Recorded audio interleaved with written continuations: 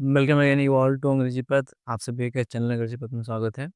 पिछली वीडियोस में हम लोगों ने नाउन केस के कुछ टॉपिक्स पढ़ लिए थे, जैसे subjective case, objective case and vocative case. आज हमको पढ़ना है पॉजिटिव केस के बारे में। ठीक, तो अगर आपने पिछला वीडियो नहीं देखा है तो जाइए, कमेंट बॉक्स में, डिस्क्रिप्शन में और आई बटन पे तीनों जगह आपको लिंक मिलेगा। इंग्लिश की पूरी प्लेलिस्ट की लिस्ट मिलेगी। आप देखिए, इत्मीनान से इंग्लिश को देखिए, जहाँ पे मैं बेसिक से एडवांस लेवल तक की इंग्लिश आपको सिखा रहा हूँ। अगर आपने इसको एकदम बेहतरीन ढंग से पढ़ा, कोर लेवल से, तो मेरी गारंटी आपको इंग्लिश सीखने से कोई नहीं रोक सकता। ठीक, so let be started. Our today's topic is possessive case.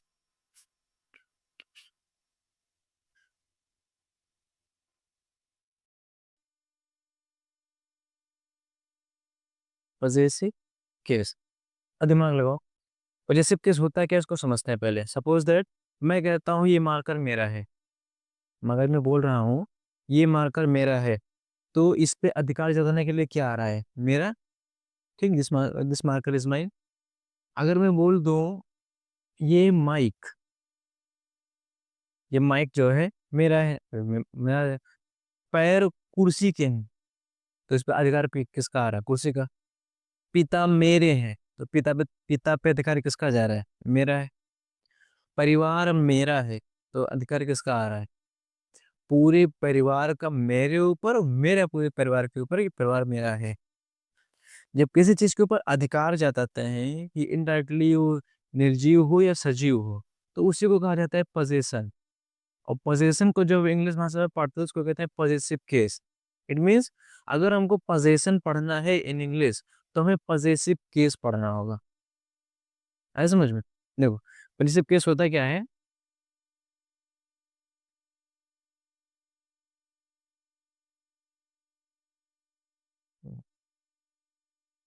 जब किसी के ऊपर हम अधिकार जताते हैं, ठीक है।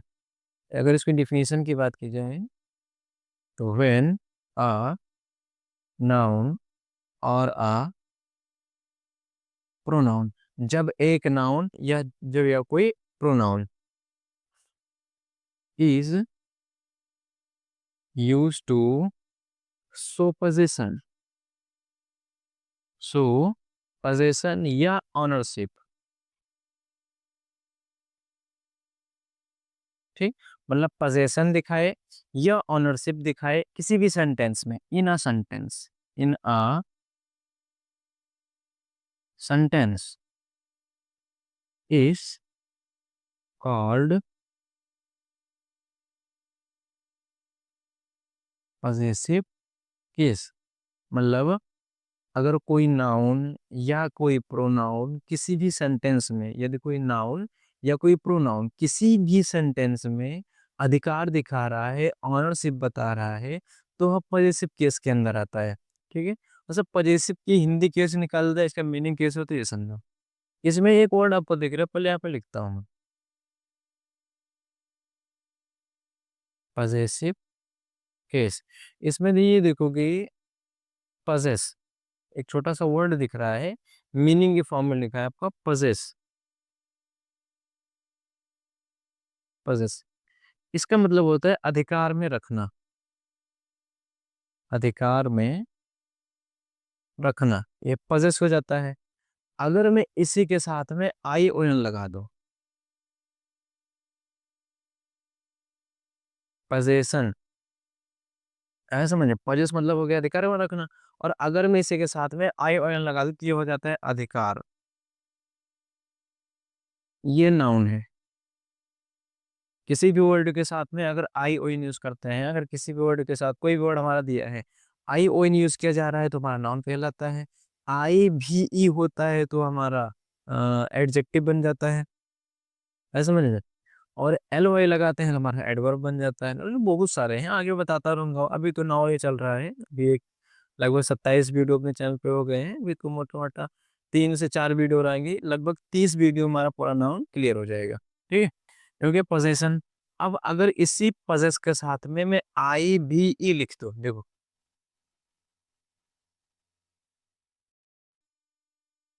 आई भी ई, तब देखो, पोजेस का मतलब हो गया ये अधिकार में रखना। और आई भी ई अगर किसी भी वर्ड के साथ में लगा होता है, तब इसका अर्थ निकलता है वाला या वाले। अब मैं अगर इसकी पूरी हिंदी पूछूं तो शायद आप लोग बता सकते हैं। पजेस का मतलब हो जाता है अधिकार में रखना, अधिकार में रखना।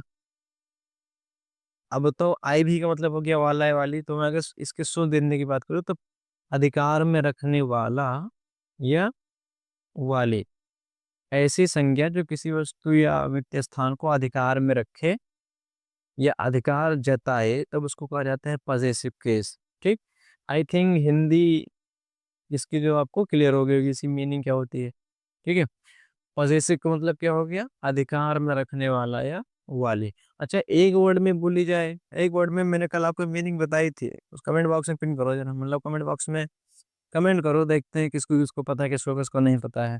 ठीक है, ये हो गया। अब बेसिकली अगर मैं बात करूँ, जैसे एग्जाम्पल समझो, एग्जाम्पल में लिख देता हूँ,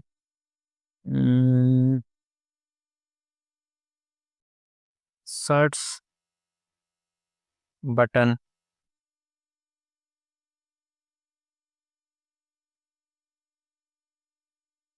लेग्स ऑफ चेयर, ये शर्ट का बटन ये हो गया, कुर्सी के पैर ऐसे,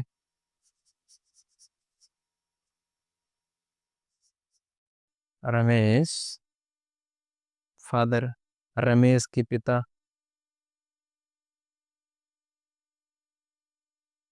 सलोनीस, सलोनी की माता। देखो कि कहीं ना कहीं एक नाउन दूसरे किसी वर्ड के ऊपर, दूसरे किसी नाउन के ऊपर अधिकार दिखा रहा है, तो ऐसे वर्ड्स को पजेसिव केस कहा जाता है। आया समझ में। अब दिमाग लगाओ, अधिकार केवल दो ही चीज के ऊपर दिख रहा है यहाँ पे, या तो जिंदा के ऊपर दिख रहा है या तो मृत के ऊपर दिख रहा है। मतलब या तो जीवित है या तो मृत है। मैं कहना क्या चाह रहा हूँ, अधिकार आप दो ही चीज के ऊपर, दो ही वस्तु के ऊपर दिखा सकते हैं। जैसे अगर आपको अधिकार दिखाना है, मतलब कि इसमें करता हूँ पोजेशन, अगर आपको पोजेशन दिखाना है और उसे केस पढ़ रहे हैं, केस बगल में लिख लें तो गड़बड़ हो जाएगा। पोजेशन, पोजेशन मुख्यतः दो ही वस्तु के ऊपर दिखा सकते हो, एक लिविंग के ऊपर और दूसरा नॉन लिविंग के ऊपर। हाँ समझ में। एक लिविंग के ऊपर अधिकार दिखाया जा सकता है और दूसरा नॉन लिविंग के ऊपर। अच्छा, जैसे अगर मेरी फैमिली होगी तो मेरी फैमिली जीवित होगी, चलती फिरती हंसती खेलती होगी, खाती पीती होगी, है ना। तो ये तो हो गया नॉर्मल थिंग, फैमिली जो मेरी है ये जीवित में आती है। अगर मैं इस मार्कर की बात करूं तो क्या कहेंगे, मार्कर में जीव है, मतलब जान है, नहीं है ना। सिंपल सा टॉपिक है, मार्कर में जान नहीं है तो मृत है। जो मैंने भी माइक दिखाया था, जिस माइक से मैं बोल रहा हूँ, जिस माइक से आपकी आवाज आ रही है, माइक में जान है। इस जस्ट अ मशीनरी, ये मशीनरी हमारी जिस कैमरा से वीडियो शूट हो रही है, जिस मशीन से अपलोड होता है, लैपटॉप हो या फोन हो, एनीथिंग रिलेटेड टू मशीनरीज, जिससे अपलोड हो रहा है, वो जीवित है, नहीं होगा जीवित, मृत होता है। तो मुख्यतः जितनी भी सारी मशीनरीज मेरे पास होंगी, जो मेरे बैकग्राउंड में मेरी फैमिली काम कर रही है, वो कहीं ना कहीं मेरी पोजीशन में है। कोई पूछेगा ये कैमरा किसका है, बोलेगा सौरभ सर का है, मेरा है, सीधे सीधे बोलूंगा। उस सेकेंडरी पर्सन पूछ रहे लैपटॉप किसका है, तो ये उस व्यक्ति का है, नाम लेके बताया जाएगा। फोन किसका है, उस व्यक्ति का है। माइक किसका है, इस पर्सनली एक नाम होता है, नाम लेके बता देगा उस व्यक्ति का है। तो कहीं ना कहीं उस व्यक्ति का उस वस्तु के ऊपर पोजीशन बन रहा है। Suppose that where is my second phone, नहीं दिख रहा है, इससे ही समझते हैं माइक से। अगर कोई दूसरा व्यक्ति आके पूछ रहा है कि ये माइक किसका है, ठीक है, जैसे मैं प्रेजेंट टाइम में यहाँ पे नहीं हूँ, ऑफलाइन बैच चल रही है, कोई नया आदमी आया पूछता है ये माइक किसका है, तो बच्चे बोलेंगे ना कि सर का है। तो इस पे अधिकार किसका गया, मेरा। मैं लिविंग हूँ, मैं जिंदा हूँ, तो जीवित के ऊपर मृत के ऊपर अधिकार बन रहा है, जीवित का मृत के ऊपर अधिकार बन रहा है, लेकिन मृत का जीवित के ऊपर अधिकार बनेगा भाई, बन सकता है। मतलब कहीं ना कहीं या तो जीवित के ऊपर अधिकार बना लो या तो मृत के ऊपर अधिकार बना लो। घर कहोगे मेरा है, फैमिली कहोगे मेरी है। तो एक तो मृत जो वस्तु है उनको कह रहे हो कि मेरी है, ये तुम्हारी है, ये उसकी है, ये अधिकार हो गया। दूसरा ये फैमिली मेरी है, ये भाई मेरा है, बहन मेरी है, ठीक, पापा चाचा मामा पापा जो भी है मेरे हैं, ऐसे हो जाता है। तो लिविंग थिंग का कुत्ता मेरा है, क्या समझ में। तो जब लिविंग थिंग के ऊपर हम अधिकार दिखाते हैं तो वहां पे अधिकार दिखाने के लिए उसका किया जाता है एपिस्ट्रोफिस। अच्छा ये समझो, जो वर्ड के ऊपर ऐसे छोटा सा उल्टा कॉमा लगा है इसको एपिस्ट्रॉफ कहा जाता है, एपिस्ट्रोफिस। और दूसरा यूज करते हैं ऑफ। लिविंग थिंग्स के ऊपर जो हमारी जीवित वस्तुएं होती हैं, जीवित व्यक्ति वस्तु होता है, उनके ऊपर अधिकार दिखाने के लिए एपिस्ट्रोफिस और ऑफ का यूज किया जाता है। और नन लिविंग के ऊपर अधिकार दिखाने के लिए ओनली और ओनली ऑफ का यूज किया जाता है। मतलब अगर नन लिविंग होगा तो उसके साथ हम एपिस्ट्रॉफ एस का प्रयोग नहीं करेंगे। एज एग्जाम्पल, अच्छा इन दोनों की हिंदी निकलेगी का, की, के, तीनों में से सेंटेंस के अकॉर्डिंग निकल जाता है। जैसे मैं कहता हूँ रोहन्स हाउस, रोहन का घर, ऐसे। अच्छा इसको दूसरी तरीका भी लिख सकता हूँ, द हाउस ऑफ रोहन। यहाँ आर कैपिटल के आप लोग कमेंट बॉक्स में बताएंगे, ठीक है। जब ऑफ लगाना होगा तो जो हमारा ऑब्जेक्ट होगा वो पहले लिखा जाएगा, बस। बाकी नेम सिंपल है, ऐसा समझ में। जैसे मैं कुछ और एग्जांपल जो जो आपको आ रहा हो कमेंट में, तो मैं सबके आंसर दूंगा एक तरफ से, ठीक है। अब समझो, यहाँ पे मैं करता हूँ बिल्डिंग्स रूफ। बताओ सही होगा कि गलत होगा, या द रूफ ऑफ बिल्डिंग, ये सही होगा कि ये सही होगा। आई थिंक ये सही होना चाहिए, क्यों? क्योंकि नॉन लिविंग के साथ में जो हमारे बिल्डिंग है, ये बिल्डिंग हमारा नॉन लिविंग है, मतलब निर्जीव है। तो निर्जीव के साथ में अधिकार जताने के लिए हमेशा ऑफ ना कि एपिस्ट्रोफिस का प्रयोग किया जाता है, इसलिए गलत हो जाता है। है समझ में। नॉन लिविंग के ऊपर अधिकार जताने के लिए ओनली और ओनली ऑफ का यूज किया जाएगा, डन। इसके अलावा एपिस्ट्रॉफ एस का प्रयोग नहीं करेंगे, है समझ में। सेकंड क्या हो जाता है, इसमें टोटल शायद 13 या 14 रूल हैं, दो तो मैंने बता ही दिया आपको। लिविंग के साथ एपिस्ट्रॉफस, नॉन लिविंग के साथ में ऑफ, बस और कुछ नहीं। अब दिमाग लगाओ, जो हमारा लिविंग नाउन है, ठीक है, जो हमारा लिविंग नाउन है ये भी दो प्रकार से होता है। एक होता है सिंगुलर और एक होता है प्लूरल। जैसे ये तो बता दिए कि लिविंग के साथ में एपिस्ट्रॉफस लगता है, नॉन लिविंग के साथ में ओनली ऑफ का यूज होता है। लेकिन जो हमारा लिविंग है, जो जीवित है, ये वस्तु स्थान व्यक्ति है, वो भी सिंगुलर और प्लूरल होता है, ऐसा समझ में। जब हमारा लिविंग हमारा सिंगुलर, जब हमारा लिविंग थिंग्स होगा हमारा सिंगुलर होगा, तब उसके साथ एपिस्ट्रॉफ एस सिस्टम का यूज करते हैं। मतलब जैसे यहाँ पे बॉय लिखा है तो इसके साथ आप एपिस्ट्रॉफ लगा सकते हैं। अगर यहाँ पे बॉयस लिखा है फिर एस लगा रहे हैं, देखो मैंने क्या कहा था, repetition of anything in English language is absurd the language. मैंने क्या बोला, repetition of anything in English language is absurd the language. मतलब इंग्लिश में किसी भी चीज का जो रिपीटेशन होता है वो वर्ड हो सकता है, मीनिंग हो सकती है, और कोई भी आपका पार्ट ऑफ स्पीच से कोई भी हो सकता है। मतलब इंग्लिश में किसी भी चीज का रिपीटेशन अगर बार बार हो रहा है तो वो आपके पूरे सेंटेंस के मीनिंग को, जो उसका अर्थ निकलेगा स्ट्रक्चरल, वो पूरा गलत कर देगा। मतलब अर्थ का अनर्थ निकालेगा। कुल मिला के इंग्लिश में रिपीटिशन इंग्लिश को गलत करता है बस। यहाँ पे एस लगा है, फिर एपिस्ट्रॉफ नहीं लगा सकते, ओनली यहाँ पे एपिस्ट्रॉफ को यूज किया जाएगा। है समझ में? सिंगुलर के साथ एपिस्ट्रॉफ एस, जबकि प्लूरल के साथ ओनली एपिस्ट्रॉफ सिस्टम। क्यों? क्योंकि यहाँ पे एस का दोहरा हो जाता है इसलिए। ऐसा समझ में? ऐसे अगर मैं लिख दूं बॉयज हॉस्टल, बॉयज हॉस्टल, लड़के का हॉस्टल, अगर यहाँ पे मैं लिखूं बॉयज फिर एपिस्ट्रॉफ एस,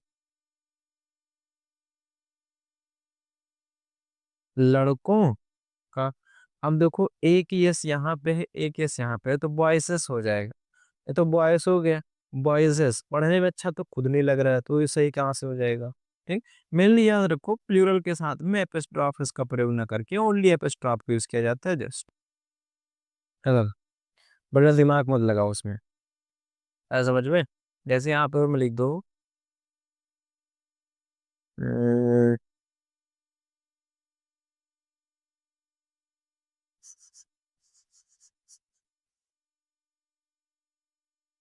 मंकीज फूड, बंदर का खाना, लिविंग में है, सिंगुलर है, एपिस्ट्रॉफ है। लेकिन अब यहाँ पे अगर कर दिया जाए ये, तो यहाँ पे एपिस्ट्रॉफ से लगाना गलत हो जाएगा। आगे समझ में?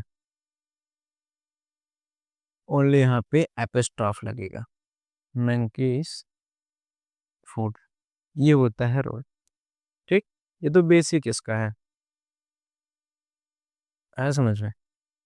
लेकिन अब और भी दिमाग लगाना है, फिर इसमें दो दो तीन पार्ट चलेगा अभी। ठीक।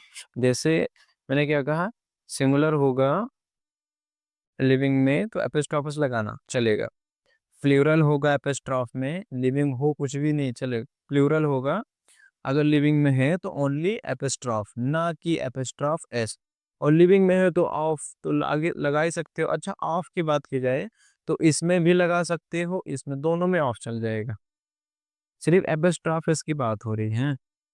ऑफ इसमें भी सही है इसमें भी सही, दोनों में सही है ऑफ, चाहे यहाँ ऑफ लगा लो चाहे यहाँ ऑफ लगा लो, दोनों में चल जाता है। जबकि एपिस्ट्रॉफ एस जो होता है ये थोड़ा सा अपसर्ड कर देता है। आया समझ में? मैं थोड़ा सा रिमूव करके एक पार्ट बच्चों से बताता हूँ, फिर थोड़ा सा टॉपिक चेंज होगा तो उसको कवर करेंगे अगली वीडियो में। ठीक है। अभी छोटी छोटी क्लासेस बन रही हैं, हो सके तो राइटिंग पैड जब आ जाएगा उसके बाद हमारे क्लासेस 1 घंटे 1.5 घंटे की बनेंगे। है समझ में? अच्छा चलो, सिंगुलर में आ गया। अब सिंगुलर में भी कई पार्ट बन जाएंगे, जैसे देखो इसमें भी कई पार्ट बनेंगे, इसमें भी मेनली एक ही बनेगा, कोई भी वर्ड दिया। ठीक। सिंगुलर में हो या प्लूरल में चलेगा, नहीं सिंगुलर में, सिर्फ सिंगुलर की बात कर रहा हूँ मैं, उसका लास्ट लेटर एस होगा, डबल एस होगा, एस एच होगा, सी एच होगा, एक्स होगा, ओ होगा या जेड होगा। अगर इनमें से कोई सा भी आ रहा है S double S S H C H X और जेड, इसमें से कोई भी है तो इसके साथ एपिस्ट्रॉफिस न लगा के ओनली एपिस्ट्रॉफ लगाया जाता है, एपिस्ट्रॉफिस का यूज नहीं करते। है समझ में? जैसे महेश लिखा है तो आखिरी में एस एच बनेगा, तो वहां पे एपिस्ट्रॉफिस नहीं यूज किया जाएगा, ओनली एपिस्ट्रॉफ। है समझ में? दूसरा, ये तो वर्ड हो गया लास्ट लेटर में। अगर कोई वर्ड आपको ऐसा मिल रहा है जो प्लूरल है और जिसमें एस का दोहरा जो है वो नहीं हो रहा है, मतलब जो एस हमारा है प्लूरल भी है, जो कुछ लैटिन वर्ड्स मैंने बताए थे पिछली वीडियोस में, नहीं देखे हो तो जाके देख लो, दोबारा से मैं बोल रहा हूँ, इंग्लिश फ्री में सिखा रहा हूँ, ये इंग्लिश सीखने के लोग 1000 1200 1500 रुपये मंथली देते हैं, बेसिक से लेके। अगर आप टीचर भी हो ना, सुनो मैं क्या बता रहा था, कई टीचर जो होते हैं वे पढ़ के जाते हैं पढ़ाने, अगर टीचर भी हो तो इत्मीनान से बेसिक से पढ़ा रहा हूँ पढ़ो, और खुले दिमाग से जाओ स्कूल स्कूल में पढ़ाओ यार, बेधड़क कोई दिक्कत नहीं है। है ना? और आप सोच रहे हो कि चलो थोड़ा बहुत पैसा कमाया प्रॉब्लम है तो यस पढ़ो जाके कहीं पढ़ाओ बेधड़क, थोड़ा बहुत तो पैसा कमाओगे, उसमें कौन सी गलत बात है? टीचर भी पढ़ के पढ़ा सकते हो, कोई इसमें हंसने वाली बात थोड़ी ना है। तुम्हें हंस जाओ, पढ़ाओ पढ़ो। और स्टूडेंट हो, तुम्हारे लिए तो सोने पे सुहागा चीज मिल रही है। पढ़ो 2,000 एकदम जाके बोलो तर तर तर तर धूस उड़ जाए आदमी वाले में। सामने तुम्हारा आदमी हो, कोई खड़ा हो गए पढ़ाने के, बेटो अंग्रेजी बोला थे वो। गाँव में ऐसे हुआ था। मेरे साथ खुद मजाक होता है यार, मैं क्या होता हूँ। अगर मैं कहीं पे जाके 2-4 शब्द अंग्रेजी बोल देता हूँ ना, तो ऐसा गांव में ऐसा लोग कहते हैं कि पहले तो हिंदी बोल। जैसे हमारे जो बड़े बड़े हैं, तो बोलने का थोड़ा अक्खड़ होता है, तो हिंदी बोलो पहले। और एक डायलॉग और मारता है या सब सब अंग्रेज चला गया, इनका छोड़ के हिंद।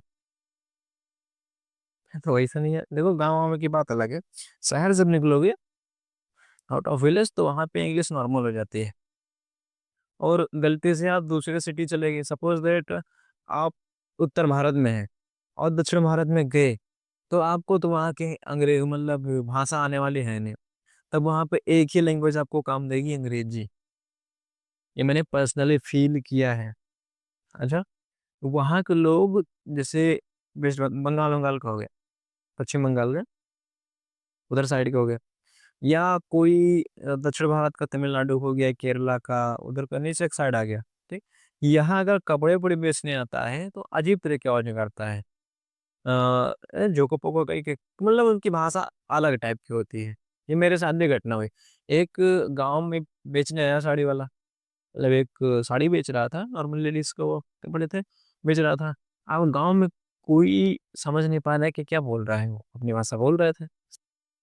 उस समय हम शायद स्कूल के लिए रेडी हो रहे थे पढ़ाने जाने के लिए। जब वो आवाज लगाना चालू किया तो मैंने देखा यार ये क्या बोल रहे हो, उसकी साड़ी कहीं देख नहीं रहा, सब लोग उसका मजाक मजाक उड़ा रहे थे। मतलब मोहल्ले के जितने बच्चे थे, जो शायद 15-20 बच्चे थे छोटे छोटे, वो सब उसके पीछे पीछे भाग रहे थे और कुछ चिढ़ा रहे थे, झोको पोको उलो उलो ऐसा बोलता था वो, अजीब तरीके का। तो हम भी नहीं समझ पाए क्या बोल रहा है। आखिरी में जब देखे क्या इसका मजाक बना, तो जाके उससे बात की। हिंदी उसको समझ में नहीं आती थी, है समझ में। तो उस बंदे को मैंने इंग्लिश में समझाया। अब बताओ अगर उस समय मुझे इंग्लिश ना आती तो मैं क्या करता। मैं भी समझो चुप तरीके टेल दो उसके पीछे पीछे क्या बोल रहा है। या तो गूगल ट्रांसलेटर लगाते, औकात दिखाते अपने की ये 4 शब्द अंग्रेजी नहीं बोल पा रहे हैं कोई आगे बाहर से। तो ऐसे कई बार मौका मिलेगा। गाँव वाले तो हम आप पर गर्व करेंगे, वाह पहले बहुत मजा लेते थे, ये हिंदी बोलो, सब अंग्रेज चले जाए इनका छोड़ के। जब उसके सामने सबके बोले तर तर तर तर अंग्रेज, हाँ इज्जत कर रहे हैं, रे सौरभ लौंडा पढ़े हैं। तो बहुत गाँव ना बहुत अजीब बोलते थे वो। ऐसा समझो तो समझ ले।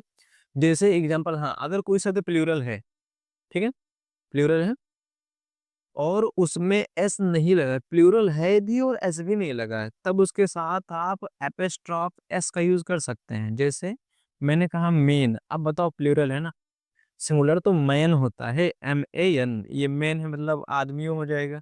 तो इसके साथ एपिस्ट्रॉफ एस का यूज किया जा सकता है।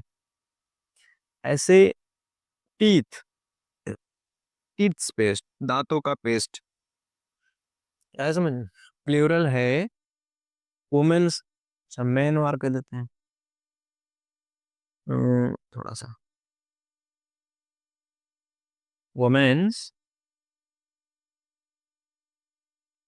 पार्लर कर लो, पार्लर ना कर लो, वार करेंगे, महिलाओं का वार, माँ धुआंधार बाल पकड़ पकड़ के गिरा रहे।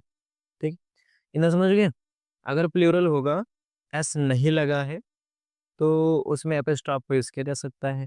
सिंगुलर है, आए समझ में, सिंगुलर भी है, यहाँ के बताया तो सिंगुलर के साथ एपिस्ट्रॉफ एस लग जाता है। लेकिन अगर सिंगुलर है लेकिन उसके लास्ट लेटर जो में SSSHCH X और जेड में से कोई सा भी है, तब उसके साथ एपिस्ट्रॉफ नहीं लगता, ओनली और ओनली एपिस्ट्रॉफ का यूज किया जाता है। अच्छा, जब से रीडर आप लोग पढ़ते थोड़ा ध्यान से पढ़ा करो, देखो ऊपर शब्द लिखेगा, शब्द के लास्ट में ऊपर कवर लगा के ऐसे लिख देगा, वो एपिस्ट्रॉफ एस होता है, उसका मतलब होता है का की के। ऑफ लगाएगा तब वो का की के। अच्छा, मैंने सिर्फ यहाँ पे एपिस्ट्रॉफ एस के बारे में बात की है। ऑफ यूनिवर्सल है, सिंगुलर में लगाओ प्लूरल में लगाओ सब जगह चलता है। हाँ समझ में। ऑफ बराबर ऑक्सीजन, चाहे उत्तर भारत रहो, चाहे दक्षिण भारत, चाहे पूरब भारत, चाहे पश्चिम भारत, सब जगह सेम चलेगा, है ना? मतलब यूनिवर्सल पूरे ब्रह्मांड में आप, हाँ, कुछ नहीं, हम हो तो हम, ऑफ हो तो प्लूरल सिंगुलर सबके साथ काम करेंगे, लेकिन ये पे स्टॉप है नहीं। ठीक है, तो इसके बाद थोड़ा सा टॉपिक होता है चेन, है समझ में? तो आज के लिए इतना ही, मिलते हैं नेक्स्ट वीडियो में। तब तक थोड़ा सा रिवाइज रिवाइज करो, मिलते हैं नेक्स्ट वीडियो में। जय हिंद।